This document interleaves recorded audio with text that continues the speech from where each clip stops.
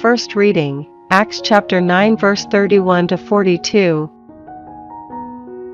The churches throughout Judea, Galilee and Samaria were now left in peace, building themselves up and living in the fear of the Lord. Encouraged by the Holy Spirit, they continued to grow.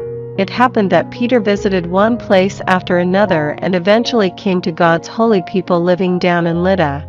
There he found a man called Aeneas, a paralytic who had been bedridden for 8 years. Peter said to him, "Aeneas, Jesus Christ cures you.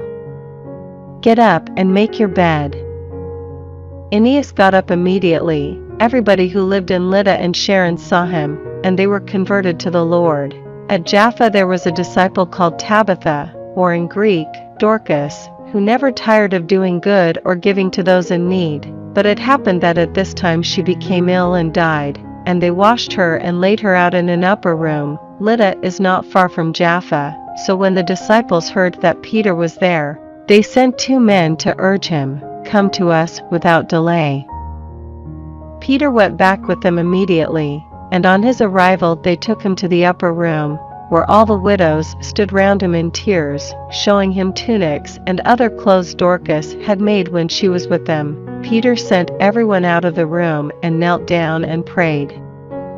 Then he turned to the dead woman and said, "Tabitha, stand up."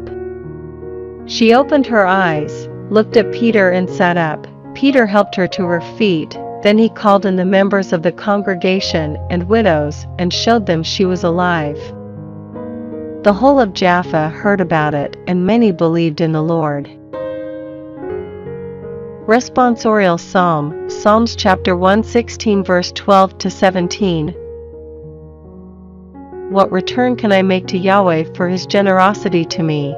I shall take up the cup of salvation and call on the name of Yahweh. I shall fulfill my vows to Yahweh, witnessed by all his people. Costly in Yahweh's sight is the death of his faithful. I beg you, Yahweh. I am your servant, and my mother was your servant. You have undone my fetters. I shall offer you a sacrifice of thanksgiving and call on the name of Yahweh. Gospel, John chapter 6 verse 60 to 69. After hearing it, many of his followers said, "This is intolerable language. How could anyone accept it?" Jesus was aware that his followers were complaining about it and said, "Does this disturb you? What if you should see the Son of Man ascend to where he was before? It is the Spirit that gives life. The flesh has nothing to offer. The words I have spoken to you are spirit and they are life, but there are some of you who do not believe." For Jesus knew from the outset who did not believe and who was to betray him.